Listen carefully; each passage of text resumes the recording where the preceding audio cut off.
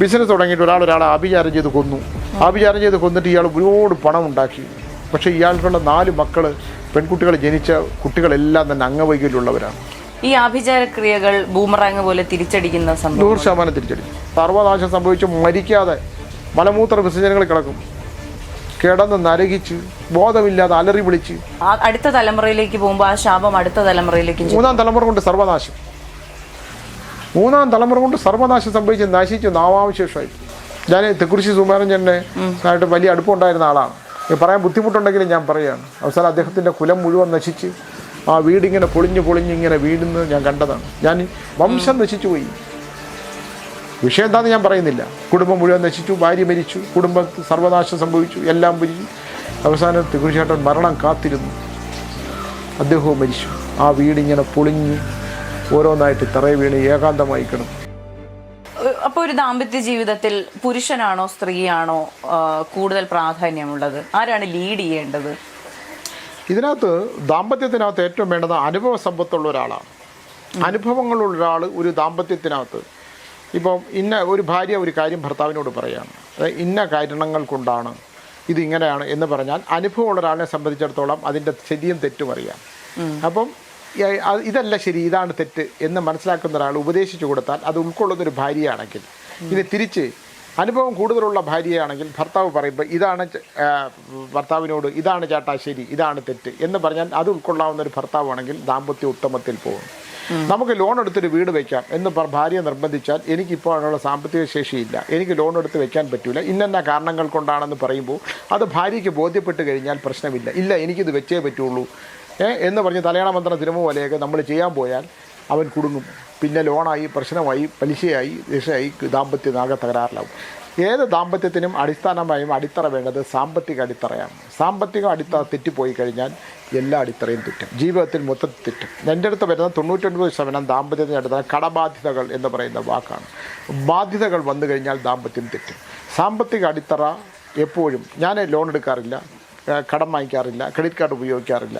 അതാണ് എൻ്റെ ജീവിതത്തിൻ്റെ സക്സസ്. ഞാൻ ചെയ്യാറില്ല. പിന്നെ ഒരാൾക്ക് എന്തെങ്കിലും കൊടുത്താൽ അങ്ങ് പോട്ടെന്ന് വിചാരിക്കും. എന്ന് വിചാരിച്ച് ഇപ്പോൾ കൊടുത്ത ആൾ പോട്ടെന്ന് ഇത് കേട്ടോണ്ട് വിചാരിക്കരുത്, എനിക്ക് തിരിച്ചു തരണം, കിട്ടിയാൽ വളരെ സന്തോഷമെന്ന് ഞാൻ വിചാരിക്കും. പക്ഷേ ഞാനത് ഓർത്തിരിക്കില്ല. അപ്പോൾ നമ്മൾ കൊടുത്തു, ഉണ്ടായിരുന്ന ഈശ്വരൻ നമുക്ക് അനുഭവിക്കാനായിട്ട് തന്നാണ്. വേറൊരാൾ ബുദ്ധിമുട്ടിയപ്പോൾ കൊടുത്തു, അവർക്കത് കിട്ടുമ്പോൾ തരും എന്ന് ഞാൻ വിചാരിക്കുന്നു. എന്ന് തന്നില്ലെങ്കിൽ നമുക്കൊന്നും ചെയ്യാൻ പറ്റില്ല. ഞാൻ കേസോ കോടതി, ഞാൻ ഒരെണ്ണത്തിന് ഒരു എഗ്രിമെൻറ്റ് സ്വീകരിക്കാത്ത ഒരാളാണ്. ഒരു കാര്യത്തിന് ഒരു എഗ്രിമെൻ്റ് ഒന്നും കൊണ്ട് ഒരു കാര്യമില്ല. ജീവിതത്തിൽ നമ്മളൊരു എഗ്രിമെൻ്റ് ഉണ്ടാക്കിയാൽ നമ്മുടെ കോടതിയിൽ പോയി പൈസ മേടിക്കാം, ചെക്ക് കൊടുത്തിട്ട് മേടിക്കാം. ഇതൊക്കെ കോടതി വരാതെ പോയി നിൽക്കാം എന്നുള്ളതല്ലാതെ ഇതിലൊന്നുമില്ല. ജീവിതത്തിൽ ഏറ്റവും എനിക്ക് പ്രധാനമായിട്ട് പറയാനുള്ളൊരു കാര്യം, നിങ്ങൾ സമയം സൂക്ഷിക്കണം. കാലം എന്ന് പറയുന്ന കാലനാണ്. കാലൻ കൊണ്ടുപോയാൽ പിന്നെ തിരിച്ചു കിട്ടില്ല. ഇപ്പം ഇന്നലകളെ നമുക്ക് തിരിച്ചു കിട്ടത്തില്ല, ഇന്ന് രാവിലെയും കിട്ടില്ല, ഇനി വരാൻ പോകുന്ന സമയം പോലും കഴിഞ്ഞു പോയാൽ അത് നമുക്ക് തിരിച്ചു കിട്ടില്ല. അപ്പം നമ്മുടെ സമയത്തിനെ പ്രയോജനപ്പെടുത്തുക. നീ ജീവിച്ചിരിക്കുന്ന ഓരോ സമയവും നീ പ്രയോജനപ്പെടുത്തുക എന്നുള്ളതാണ്. അതാണ് എനിക്ക് സമൂഹത്തിനോട് പറയാനുള്ള ഒരേ ഒരു കാര്യം. നീ മറ്റുള്ളവരുടെ കാര്യങ്ങളിൽ ഇടപെട്ട് സമയം കളയാതെ, മറ്റുള്ളവരെക്കുറിച്ച് ചിന്തിച്ച് സമയം നിൻ്റെ ബോധത്തെ കളയാതെ, നീ നിന്നിലൂടെ ദൈവം തന്ന ജീവിതം എങ്ങനെയാണ് നിനക്ക് ഒരു വിരൽ പതിപ്പിച്ച് പോകാൻ പറ്റുള്ള ജീവിതം നിനക്ക് തന്നിട്ടുള്ളത്, നിനക്ക് സന്തോഷപരമായിട്ടുള്ള ഊർജ്ജം കിട്ടാനുള്ള എന്തൊക്കെ കാര്യങ്ങൾ ജീവിതത്തിൽ ചെയ്യാൻ പറ്റുമെന്ന് നമ്മൾ ചിന്തിക്കുമ്പോഴാണ് നമുക്ക് ഭാവിയെക്കുറിച്ചിട്ടുള്ള ഉത്തമമായ അവസ്ഥകൾ ഉണ്ടാകുന്നത്. അതിലേക്ക് നമ്മൾ കടന്നു പോകുക എന്നുള്ളതാണ്. ഇന്നലകളുടെ നഷ്ടത്തെക്കുറിച്ചല്ല, വരാൻ പോകുന്ന നേട്ടങ്ങൾക്കുള്ള അധ്വാനമാണ് വേണ്ടെന്നുള്ളത് എനിക്ക്. അതിന് ഏറ്റവും വലിയ ഉദാഹരണം ഞാൻ തന്നെയാണ്. ജീവിതത്തിൻ്റെ ഒരു ഘട്ടം കഴിഞ്ഞ് നല്ല പ്രായത്തിൽ എല്ലാം നഷ്ടപ്പെട്ടു പോവുകയും ഒരു ഘട്ടം കഴിഞ്ഞ് വാർദ്ധക്യാവസ്ഥയിലേക്ക് എല്ലാം തിരിച്ചു പിടിക്കുകയും ചെയ്തതാണ്. അത് 2 വഴികളിലൂടെയാണെന്ന് മാത്രമേ ഉള്ളൂ. ഈശ്വരൻ നമ്മളെ 2 വഴികളിലൂടെ കൊണ്ടുപോകും. നമുക്ക് എങ്ങനെ വേണമെങ്കിലും നശിക്കാം, എങ്ങനെ വേണമെങ്കിലും എന്ത് കാര്യങ്ങൾ വേണമെങ്കിലും ചെയ്യാം. പക്ഷേ ഒരാൾക്ക് നഷ്ടപ്പെടുന്ന സമയം, എനിക്കിനി ബാക്കി ഇത്ര സമയമോ ബാക്കിയുള്ളൂ, ആ സമയം എനിക്ക് എങ്ങനെ ജീവിതത്തിൽ പ്രയോജനപ്പെടുത്താൻ പറ്റും, അതൊരു വലിയ കാര്യമാണ്. അതാണ് ഏറ്റവും പ്രധാനമായിട്ടുള്ളൊരു കാര്യം. നിനക്ക് നഷ്ടപ്പെടുന്ന സമയം നിനക്ക് ജീവിതത്തിൽ ഒരിക്കലും തിരിച്ചു കിട്ടത്തില്ല, അല്ലേ? ഒരിക്കലും തിരിച്ചു കിട്ടത്തില്ല. മഹാഭാരത യുദ്ധം കഴിഞ്ഞ് ഇതെല്ലാം എൻ്റെ സഹോദരങ്ങളായിരുന്നു. യുദ്ധം കഴിഞ്ഞ് എല്ലാവരും മരിച്ചുപോയി എന്ന് പറഞ്ഞ് എല്ലാം രാജ്യം മുഴുവൻ ഉപേക്ഷിച്ചിട്ട് പോയില്ലേ, ഇങ്ങനെ പോവുകയാണ് വനത്തിലൂടെ, ഹിമാലയ യാത്രകൾ ചെയ്യുകയാണ്. ആർക്കും ആരെയും വേണ്ട, ആർക്കും ആരെയും തിരിഞ്ഞു നോക്കാൻ സമയമില്ല, അസ്ത്രങ്ങളില്ല, പകകളില്ല, ഒന്നുമില്ല. അതേപോലെ നമുക്കെല്ലാം നഷ്ടപ്പെടുന്നൊരു സമയം വരും. എല്ലാത്തിനോടും നമ്മൾ ഇതൊന്നും അല്ല എന്ന് തോന്നുന്ന ഈശ്വരൻ വിലയം പ്രാപിക്കാനുള്ളൊരു സമയമുണ്ട്. നമ്മൾ അതിലേക്കാണ് പോകുന്നത്. അപ്പോൾ സംഘർഷങ്ങളില്ലാതെ ജീവിക്കാൻ പറ്റുന്നത്, സമാധാനമായി ജീവിക്കാൻ പറ്റുന്നത്, അതാണ് ഏറ്റവും സമാധാനമായി ഉറങ്ങുന്നവരാണ് ഏറ്റവും മികച്ചത് ഞാൻ പറയും. നമ്മൾ എന്നെ വിളിക്കുന്ന പലരും എന്താണ് പറയുന്നത്?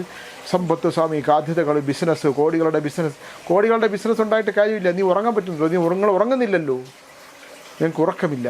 നീ ഉറങ്ങുന്നവനാണ് ഏറ്റവും ഉത്തമൻ, ഉറങ്ങുന്നവനാണ് സമ്പന്നൻ. അനുഭവങ്ങളാണ് സമ്പത്ത്, അത് പകർന്നു നൽകുന്നതാണ് സമ്പന്നത, അതാണ് സമ്പത്ത്. ഒരാൾ അനുഭവമുള്ള ഒരാൾ പകർന്നു തരുമ്പം ആ പകർന്നു തരുന്നതിന് ഉൾക്കൊള്ളാൻ പറ്റുകയും അതനുസരിച്ച് മുമ്പിലോട്ട് ജീവിക്കാൻ പറ്റിയ ഏറ്റവും ഉത്തമമാണ്. എന്നെ സംബന്ധിച്ചിടത്തോളം എൻ്റെ കൂടെ ഒരുപാട് കുട്ടികളുണ്ട്. ആ കുട്ടികളെല്ലാം തന്നെ വൈകുന്നേരങ്ങളിലും അല്ലെങ്കിൽ എന്നെ കാണാൻ സ്വാമി എന്ന് പറഞ്ഞ് വരുമ്പോഴെല്ലാം ഞാൻ പകർന്നു കൊടുക്കുന്നത് മുഴുവൻ അതാണ്. അവരൊരു ബിസിനസ് ചെയ്യുമ്പോഴും അവരൊരു വിവാഹം കഴിക്കാൻ പോകുന്നതാണെങ്കിലും ആ സ്വാമിയോട് ചോദിച്ചിട്ട് ഞാൻ പറഞ്ഞാൽ ഞാൻ എൻ്റെ ദിവ്യാത്ഭുതങ്ങളൊന്നുമല്ല, ഞാൻ എൻ്റെ അനുഭവം വെച്ച് സംസാരിക്കും. അനുഭവങ്ങൾ വെച്ചിട്ട് ഒരാളെ വിലയിരുത്തുകയും അനുഭവങ്ങളിലൂടെ മുമ്പോട്ട് പോവുകയും ചെയ്യുമ്പോൾ ജീവിതം ഉത്തമമായി തീരും. സമയം നഷ്ടപ്പെടരുത്. അത് കാലനായി തീരുന്നവരോടാണ്. ആ കാലത്തെ നമ്മൾ പ്രയോജനപ്പെടുത്തൂ എന്നുള്ളതാണ് എനിക്ക് ഏറ്റവും കൂടുതൽ പ്രധാനമായിട്ട് പറയാനുള്ളത്. അതെ. അപ്പോൾ ഈ പൈസ നഷ്ടമുണ്ടാകുന്നു, കടബാധ്യതകൾ വരുന്നു, ഇതെല്ലാം എന്തെങ്കിലും ദോഷത്തിന്റെ പുറത്ത് സംഭവിക്കുന്ന കാര്യങ്ങളാണോ? അല്ല, എല്ലാ മനുഷ്യനും നല്ലതും ചീത്ത കാലമുണ്ട്. ഗ്രഹങ്ങൾ പിഴയ്ക്കുമ്പോൾ നമുക്ക് ദോഷങ്ങൾ വരും. ഗ്രഹപ്പിഴകളെന്ന് പറയും. അപ്പോൾ നമ്മളിപ്പോൾ ഏറ്റവും ഉത്തമമായിട്ട് ജീവിച്ചുകൊണ്ടിരിക്കുന്ന ഒരാൾക്ക് ഒരുത്തമെന്ന് പറയണം, നമുക്കിതാ ഇവിടെ ഇത്രയും ബിസിനസ് ഇതിനകത്ത് ഇൻവെസ്റ്റ് ചെയ്ത് കഴിഞ്ഞാൽ നിനക്ക് ഇത്ര ലക്ഷം കിട്ടും. ഇവന് കാലദോഷം ബാധിക്കുമ്പോൾ അങ്ങനെ ഒരുത്തം വരുള്ളൂ. നമ്മൾ നോക്കാതെ എടുത്ത് പൈസ ഇൻവെസ്റ്റ് ചെയ്യും, എല്ലാം പോകും. അപ്പോൾ ബാധ്യതകൾ കൊണ്ട് കയറും. അപ്പോൾ ഗ്രഹപ്പിഴകളുള്ള സമയത്തും ഗ്രഹപ്പിഴ നിറഞ്ഞ ഒരുത്തനും നമ്മളോട് വന്നു ചേരുന്ന ആ സമയത്തേ വരുള്ളൂ. അപ്പോൾ ഒരാൾ ഉത്തമ സുഹൃത്തിനെ സ്വീകരിക്കുമ്പം അവൻ ഉത്തമനാണോ, നമുക്കത് പറഞ്ഞിട്ടുള്ളതാണോ, എനിക്കിത് പറഞ്ഞിട്ടുള്ളതാണോ ഈ ബിസിനസ് എന്ന് ചിന്തിക്കുന്ന വളരെ നല്ലതാണ്. അതെ. ഈ പ്രേതബാധയും സാമ്പത്തിക പ്രശ്നങ്ങളും തമ്മിൽ ബന്ധമുണ്ടോ? പ്രേതബാധയും സാമ്പത്തിക തമ്മിൽ ബന്ധമില്ല. പിന്നെ പൂർവ്വജന്മത്തെക്കുറിച്ച് പറയുമ്പോൾ ഇപ്പോൾ ഒരാളാൽ നശിപ്പിക്കപ്പെടുകയും ആഭിചാര കർമ്മം കൊണ്ട് ഒരാളെ നശിപ്പിക്കുകയും അയാൾ മരണപ്പെട്ടു പോവുകയും ചെയ്താൽ ഇയാൾ സമ്പന്നനായി ജീവിക്കുമ്പം ആ പ്രേതബാധ ബാധയുണ്ടായിരുന്ന ആളെ സംബന്ധിച്ചിടത്തോളം ഇയാളെ ഇല്ലാതാക്കാൻ ശ്രമിക്കുന്നു എന്നുള്ള ഒരുപാട് എൻ്റെ അന്വേഷണത്തിൽ ഒരുപാട് അങ്ങനെ തെളിഞ്ഞിട്ടുണ്ട്. നമ്മൾ അന്വേഷിക്കുമ്പം ആ കുടുംബം രാത്രിയാകുമ്പോഴത്തേക്കുണ്ടാകുന്ന ചില വിഷയങ്ങളൊക്കെ പറഞ്ഞിട്ടുണ്ട്. അത് നമുക്ക് പൂർണ്ണമായിട്ട് ഞാനതിനെ ഇവിടെ അവതരിപ്പിക്കുന്ന കാര്യം അത് പറയുമ്പം അത് എങ്ങനെ നമ്മുടെ പ്രേക്ഷകർ എടുക്കും എന്നുള്ളതിന് എനിക്ക് പറയാൻ പറ്റാത്തതുകൊണ്ട് ഞാൻ പറയുന്നില്ല. രണ്ട് സുഹൃത്തുക്കൾ തമ്മിൽ ഒരു ബിസിനസ് തുടങ്ങിയിട്ട് ഒരാളെ ആഭിചാരം ചെയ്ത് കൊന്നിട്ട് ഇയാൾ ഒരുപാട് പണം ഉണ്ടാക്കി. പക്ഷേ ഇയാൾക്കുള്ള 4 മക്കൾ പെൺകുട്ടികൾ ജനിച്ച കുട്ടികളെല്ലാം തന്നെ അംഗവൈകല്യമുള്ളവരാണ്. ഇയാൾക്ക് ഇതൊന്നും അനുഭവിക്കാൻ പറ്റാതെ അവസാന കാലത്ത് അയാൾ ആത്മഹത്യ മറ്റേ ആൾ തൂങ്ങി മരിക്കുക ചെയ്തത്. തൂങ്ങി മരിച്ചിട്ട് ആ മക്കളെല്ലാം കൂടെ എൻ്റെ അടുത്ത് വന്നിട്ട് ആത്മഹത്യ ചെയ്തിട്ട്. അപ്പോൾ ചെയ്തതിൻ്റെ അവസാന കാലത്ത് ഇയാൾ രാത്രി കടന്ന് പറയുമായിരുന്നു ഉറക്കത്തിൽ ഇങ്ങനെ, ഞാൻ അവനോട് ചെയ്തതിൻ്റെയാണെന്ന് പറയുമായിരുന്നു. അപ്പോൾ ഇതൊക്കെ അങ്ങനെ ഇങ്ങനെ ഒരുപാട് കാര്യങ്ങളുണ്ട് ഇതിനകത്തെ. നമ്മൾ അതിനകത്തേക്ക് കടന്നുപോയി ഇതിനെ വ്യാഖ്യാനിക്കാൻ നിന്നാൽ ഇതിൻ്റെ ഒന്നും നമുക്കൊരു അവസാനം ഉണ്ടാവില്ല. നമ്മൾ അറിഞ്ഞു പെരുമാറുക. ഓരോ സംഭവങ്ങളും ഓരോ പുതിയ അനുഭവങ്ങളാണ്. അതുകൊണ്ട് ഈ ആഭിചാരമുണ്ട്, 100% ആഭിചാരമുണ്ട്. ഞാൻ കുഴിച്ചെടുത്തിട്ടുണ്ട് പല വീട്ടിൽ നിന്നും കുഴിച്ചെടുത്ത് ഞാൻ തന്നെ അത്ഭുതപ്പെട്ടു പോയിട്ടുണ്ട്. സാധാരണക്കാർക്ക് മനസ്സിലാകുമോ ഇപ്പോൾ ഇങ്ങനെ സിദ്ധി ഇല്ലാത്തവർക്ക് എന്തെങ്കിലും ഒരു ക്ലൂ കിട്ടുമോ വീട്ടിന്റെ പരിസരത്ത് ഇങ്ങനത്തെ പ്രശ്നം? നമ്മളെ ഇത് അറിഞ്ഞുകൂടാതെ ഇപ്പം ഞാൻ പറഞ്ഞില്ലേ, ഇപ്പം കമ്മ്യൂണിസം കൂടി കഴിയുന്ന കാലമാണ്. ദൈവമില്ല, വിശ്വാസങ്ങളില്ലാത്തൊരു കാലഘട്ടത്തിലൂടെയാണ് നമ്മൾ കടന്നു പോകുന്നത്. പക്ഷേ എന്നെ സംബന്ധിച്ചിടത്തോളം ഞാനൊരു വീട്ടിലോട്ട് കയറിയാൽ അവിടുത്തെ നെഗറ്റീവ് എനർജിയും പോസിറ്റീവ് എനർജിയും എനിക്ക് നല്ല ധാരണയുണ്ടാവും. ഈ വീടിൻ്റെ ഇന്ന മൂലയിൽ നിങ്ങൾ കുഴിച്ചു നോക്കുള്ളൂ, അവിടെ ഒരു സാധനം കാണും എന്ന് ഞാൻ പറഞ്ഞാൽ നിങ്ങൾ കുഴിച്ചോണ്ടാൽ മതി, നിങ്ങളെന്നെ കുഴിച്ചോണ്ടാൽ മതി. ഞാനിത് പരസ്യമായിട്ട് പറയണ കാരണം കുഴിച്ചെടുത്തിട്ടുള്ള പലരും എൻ്റെ കൂടെ ഉള്ളതുകൊണ്ട്, അവർ ഈ വീഡിയോ കാണുന്നുള്ളതുകൊണ്ട് ഞാൻ പറയുന്നു. അപ്പോൾ ഇങ്ങനെയുള്ള ഒരുപാട് കാര്യങ്ങളുണ്ട്. ഇതൊന്നും ബോധിപ്പിക്കേണ്ടല്ല. വിധി ഉണ്ടെങ്കിൽ അതൊക്കെ എടുത്ത് കളഞ്ഞിട്ട് ജീവിക്കാൻ പറ്റും. വിധിയില്ലേ, നമ്മളിത് അനുഭവിച്ച് തീർത്തേ പറ്റൂ. കാലും കൈയും വാഹനാപകടങ്ങൾ ഉണ്ടാവും എന്ന് പറഞ്ഞാൽ ഉണ്ടായിരിക്കും. ഇത് പറയാനാണല്ലോ ഈശ്വരൻ ഇങ്ങനെ ആക്കി വെച്ചിരിക്കുന്നത്. എൻ്റെ കാര്യങ്ങളിൽ തന്നെ ഇപ്പോൾ എൻ്റെ ആശ്രമത്തിലേക്ക് ഒരു ചാനൽ കയറി പ്രശ്നം ഉണ്ടാക്കി. അന്ന് രാവിലെ മുതൽ ടീച്ചറിനോട് പറയാം, എൻ്റെ ആശ്രമത്തിൽ എന്തോ സംഭവിക്കാൻ വേണ്ടി ടീച്ചറെ, നമുക്ക് അവിടം വരെ പോകാം. ടീച്ചർ വന്നില്ല. ചെയ്തവരൊക്കെ കിടന്ന് അനുഭവിക്കുന്നുണ്ട്, അത് വേറെ കാര്യം. പക്ഷേ നമുക്ക് ഇൻഡിക്കേഷൻ നേരത്തെ കിട്ടുകയാണ്, നീ അങ്ങോട്ട് പോകും, അവിടെ ഇതെന്തോ സംഭവിക്കാൻ പോകുന്നതാണ്. അതുകൊണ്ട് അത് നമുക്ക് പോകാൻ പറ്റിയില്ല. നമ്മൾ ഇത്ര അനുഭവിക്കേണ്ടതായിട്ടുണ്ട്. അനുഭവിക്കേണ്ടതുള്ളത് എന്നെക്കാൾ കൂടുതൽ അത് ചെയ്തവർ അനുഭവിച്ചുകൊണ്ടിരിക്കുകയാണ്. അപ്പോൾ രണ്ടുപേർക്കും ഇത് അനുഭവിക്കേണ്ടതാണ്. ഈ ആഭിചാര ക്രിയകൾ ബൂമറാങ് പോലെ തിരിച്ചടിക്കുന്ന സംഭവം 100% തിരിച്ചടിക്കും. അതെങ്ങനെയാണ് ഓപ്പോസിറ്റ് നിൽക്കുന്ന എനർജി ഹൈ ആകും? ആഭിചാരം പറഞ്ഞിട്ടില്ല, ഒരു ആഭിചാരത്തിനും പറഞ്ഞിട്ടില്ല. ആഭിചാരം തിരിച്ചടിക്കും, ചെയ്തവനെ നശിക്കും, ചെയ്യിപ്പിച്ചവനെ നശിക്കും. എല്ലാ കേസുകളിലും നശിക്കും. എൻ്റെ അടുത്ത് വരുന്നില്ലേ, ആഭിചാരം ചെയ്ത് സ്വത്ത് സ്വന്തമാക്കിയവനും, ആഭിചാരം ചെയ്ത് പിന്നെ സഹോദരിയുടെ സ്വത്ത് സ്വന്തമാക്കിയവനും, സഹോദരൻ്റെ സ്വത്ത് പിടിച്ചടക്കിയവനും, കുടുംബ സ്വത്ത് പിടിച്ചടക്കിയവരൊക്കെ സർവനാശം സംഭവിച്ച് മരിക്കാതെ മലമൂത്ര വിസർജനങ്ങൾ കിടക്കും.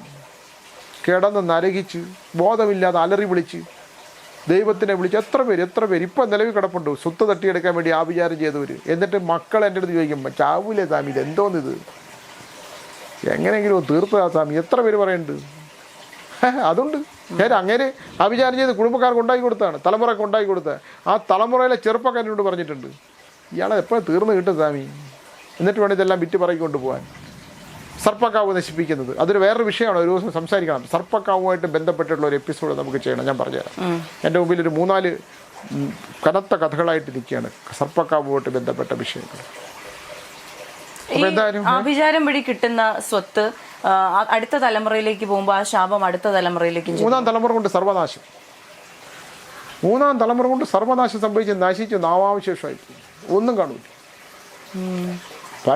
ഞാൻ എത്ര വീടുകൾ, ഇത് ചുമ്മാ ബുക്കിനകത്തുനിന്ന് വായിച്ചെടുത്തല്ല, ഞാൻ പോയി കാണുന്നതാണ്. ഇടിഞ്ഞ് തകർന്ന് പൊളിഞ്ഞ്. ഞാൻ തെക്കുറിശ്ശി സുകുമാരൻ ആയിട്ട് വലിയ അടുപ്പമുണ്ടായിരുന്ന ആളാണ്. പറയാൻ ബുദ്ധിമുട്ടുണ്ടെങ്കിലും ഞാൻ പറയുകയാണ്. അവസാനം അദ്ദേഹത്തിൻ്റെ കുലം മുഴുവൻ നശിച്ച് ആ വീടിങ്ങനെ പൊളിഞ്ഞ് ഇങ്ങനെ വീടുന്നത് ഞാൻ കണ്ടതാണ്. ഞാൻ വൈകുന്നേരങ്ങളിൽ അവസാനം പ്രേംകുമാർ ഉള്ളതുകൊണ്ടാണ് ആ വീട് പുതുക്കിയെടുത്ത് അക്കാഡമിക്ക് കണ്ടത്. വംശം നശിച്ചു പോയി. വിഷയം എന്താണെന്ന് ഞാൻ പറയുന്നില്ല. ആ വീട് ഞാൻ വൈകുന്നേരങ്ങളിൽ പോയി ചായ കുടിക്കുന്ന വൈകുന്നേരങ്ങളിൽ ജവഹർലാലിലൊരു ബസ്സുണ്ട്, അവിടെ പോയി ഇറങ്ങിയിട്ട് കൃഷിയേണ്ട കൂടെ ഇരുന്ന കഥകളൊക്കെ കേട്ട് എനിക്ക് ഭയങ്കര ഇഷ്ടമായിരുന്നു. ചായ കുടിച്ച് പോകുന്ന ആളാണ്. കൃഷിയേണ്ട മകൾ മരിച്ചു, കുടുംബം മുഴുവൻ നശിച്ചു, ഭാര്യ മരിച്ചു, കുടുംബത്തിൽ സർവനാശം സംഭവിച്ചു, എല്ലാം മരിച്ചു. അവസാനം കൃഷിയേട്ടൻ മരണം കാത്തിരുന്നു, അദ്ദേഹവും മരിച്ചു. ആ വീടിങ്ങനെ പൊളിഞ്ഞ് ഓരോന്നായിട്ട് തറയെ വീണ് ഏകാന്തമായി കിടന്നു. അവസാനം അക്കാഡമിക്കാർ ഏറ്റെടുത്തു. അല്ലേ, അതാണ് നമ്മൾ ചെറിയ ആ 3-ാം തലമുറ അതിനനുഭവിക്കാൻ പറ്റുകയില്ല. അദ്ദേഹത്തിൻ്റെ അടുത്ത് പറഞ്ഞുകൊണ്ട് എനിക്ക് ബുദ്ധിമുട്ടുണ്ട്, പക്ഷേ ഇതൊരു പാഠമായിട്ട് ഞാൻ പറഞ്ഞു എന്നുള്ളതേ ഉള്ളൂ. ചെയ്യരുത് എന്നുള്ളതാണ് എല്ലാവരും. അർഹതയില്ലാത്ത ഒന്നും ചെയ്യരുത്. നമുക്ക് അർഹതയുള്ളതുണ്ട്, അത് മാത്രമേ നമുക്ക് അർഹതയുള്ളതുണ്ട്. അത് സുഖമാണെങ്കിലും ദുഃഖമാണെങ്കിലും നീ നിനക്ക് ഈ ദുഃഖം നീ അനുഭവിച്ചേ പറ്റൂ. ഞാൻ രാവിലെ എഴുന്നേറ്റ് പ്രാർത്ഥിക്കുന്നത്, സമയം ദൈവമേ എനിക്ക് സഹിക്കാനുള്ള ദുഃഖമേ തരാവൂ എന്ന് പ്രാർത്ഥിക്കുന്ന ആളാണ്. നമ്മളൊരിക്കലും അത് പറ്റില്ല. നമുക്ക് കുറേ പണം കിട്ടാൻ എന്തെങ്കിലും മാർഗമുണ്ടോ, കുറേ സ്വത്ത് കിട്ടാൻ പറ്റൂ, സുഖകരമായിട്ട് അങ്ങനെ ചെയ്യും, അതല്ല. നമുക്ക് ദുഃഖങ്ങളാണ് കൂടുതലും. 99.99% ദുഃഖമാണ്. സുഖം ബാക്കിയുള്ളൂ. സുഖം എന്ന് പറയുന്നൊരു അവസ്ഥയില്ല. സുഖമുണ്ടാവും. ഞാൻ പറയുന്നത് എപ്പോഴും മരിച്ചു കിടക്കുമ്പോഴാണ് സുഖം. ഒന്നും അറിയണ്ട. നിൻ്റെ ബോധം നിനക്കുണ്ടെങ്കിൽ നീ ആ രണ്ടും അനുഭവിച്ചേ പറ്റൂ. ജഡാവസ്ഥയിൽ നീ ഒന്നും അറിയുന്നില്ല, നിൻ്റെ ചേതന നശിച്ചു. പക്ഷേ ജീവിച്ചിരിക്കുമ്പോൾ ഇത് എൻ്റെ പാഠമാണ്. ഞാൻ മരണത്തെക്കുറിച്ചും മരണാനന്തര ജീവിതത്തെക്കുറിച്ചും നല്ല പഠനം നടത്തിയ ഒരാളെന്ന നിലയിൽ, അനുഭവം എന്നുള്ള ആളെന്ന നിലയിൽ എൻ്റെ യൗവനം മുഴുവൻ നല്ലവണ്ണം കഷ്ടപ്പെട്ട് ധനം ഉണ്ടാക്കുകയും അതൊക്കെ മറ്റൊരാൾക്ക് വേണ്ടി കൊടുത്ത എനിക്ക് ദുഃഖമൊന്നുമില്ല. പക്ഷേ ദൈവം ഇപ്പോഴും എന്നെ ജീവിപ്പിക്കുന്നുണ്ട്. നമ്മളുണ്ടാക്കിയ ധനം മറ്റൊരാൾക്ക് കൊടുത്ത നഷ്ടമൊന്നും നമുക്ക് പറയില്ല. അവർക്ക് അനുഭവിക്കാൻ വിധിയുണ്ടായിരുന്നു, അവരത് അനുഭവിക്കുന്നു. നമ്മൾ ഇത് അനുഭവിക്കാനുള്ളതാണ്. ഇപ്പോൾ അനുഭവിക്കുന്ന ഒരു ശാന്തതയുണ്ട്. നീല ജലാശയത്തിൽ ഒരു മഞ്ഞുതുള്ളി പോലും വീണാൽ നമുക്കത് അനുഭവമായിട്ടുള്ളവർ ഉണ്ട്. രണ്ടും രണ്ട് ജീവിതമാണ്. ഭൗതികതയും ആത്മീയതയും തമ്മിലുള്ള അന്തരം വളരെ വലുതാണ്. അത് അനുഭവിക്കുമ്പോൾ ഉണ്ടാകുന്ന അനുഭവിക്കാൻ ഈശ്വരൻ ഇത് തന്നില്ലേ എന്നുള്ളതാണ്. അപ്പോൾ ഈശ്വരനോട് നമ്മൾ പ്രപഞ്ചത്തിലൊരു ശക്തി ഉണ്ടെങ്കിൽ ആ ശക്തിയെ നമ്മൾ കടപ്പെട്ടിരിക്കുക എന്നുള്ളതാണ് പ്രധാനം.